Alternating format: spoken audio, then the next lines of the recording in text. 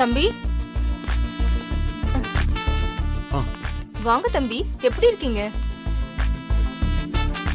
சின்ன பையனா பார்த்தது பெரிய பையனா வளர்ந்துட்டீங்க. ரொம்ப சந்தோஷம் தம்பி உங்களை பார்த்தது. ஒரு நிமிஷம் தம்பி, நான் வந்துடுறேன்.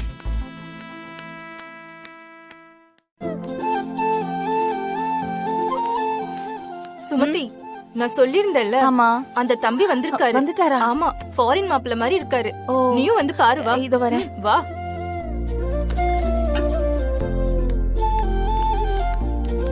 வா சுமதி.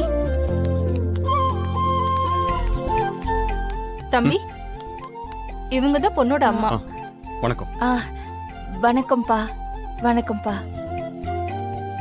நீங்க திடீர்னு இங்க வருவீங்கன்னு நான் எதிர்பார்க்கல. இல்ல, இங்க மேனேஜரை பார்க்க வந்தேன். அப்படியே உங்களையும் பாத்துறேன்னு மாதவி அக்கா கிட்ட சொல்லியிருந்தேன். மாதவி உங்களை பத்தி நிறையவே சொல்லியிருக்கா. நான் இந்த பேங்க்ல சாதாரண ஹவுஸ் கீப்பிங் வேலை தான் பார்த்துட்டு இருக்கேன். நீங்க பெரிய இடம், பெரிய பிசினஸ் எல்லாம் பண்ணிட்டு இருக்கீங்கன்னு சொன்னா. என் பொண்ணுக்கு நீங்க எப்படி சம்மதம் சொன்னீங்கன்னு. ஆண்டி, இந்த ஸ்டேட்டஸ்ங்கிறது வசதியில இல்ல, கேரக்டர்ல இருக்கு. உங்க ஃபேமிலியை பத்தி மாதவி அக்கா நிறைய சொல்லியிருக்காங்க. என் அக்கா சென்னையில இருக்காங்க, 2 டேஸ்ல வந்துருவாங்க. அதுக்குள்ள நான் மீட் பண்ணிடலாம் தான் வந்தேன். சரி தம்பி, அப்போ நாளைக்கு எங்க வீட்டுக்கு வந்துருங்க. நோ நோ நோ ஆண்டி, எதுக்கு டைம் வேஸ்ட் பண்ணிக்கிட்டு? ஜஸ்ட் மீட் பண்றதுக்கு தானே. நான் உங்க பொண்ணு ஒர்க் பண்ற இடத்துக்கு கூட போய் பார்க்கறேன். இல்லனா ஜஸ்ட் ஒரு காமன் பிளேஸ்ல கூட மீட் பண்றேன்.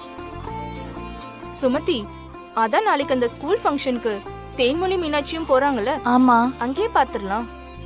ஓஎஸ், அதுதான் ஆக்சுவலி கரெக்டான ஸ்பாட். அங்கேயே வந்து மீட் பண்றேன்னு. சரிப்பா. அப்போ நாளைக்கு மீட் பண்ணலாம் ஆண்டி. நான் மேனேஜரை மீட் பண்ணிட்டு கிளம்புறேன். சரிங்கப்பா. சரிங்க தம்பி. என்ன சுமதி, பையன் எப்படி? பையன் ரொம்ப லட்சணமா தான் இருக்காரு.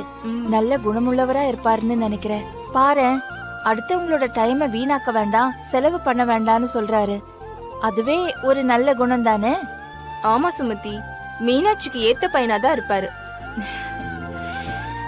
அம்மா, இந்த மீனாட்சி அம்மனோட தயவால எல்லாம் நல்லபடியா முடிஞ்சதுன்னா அதுவே எனக்கு போதும்.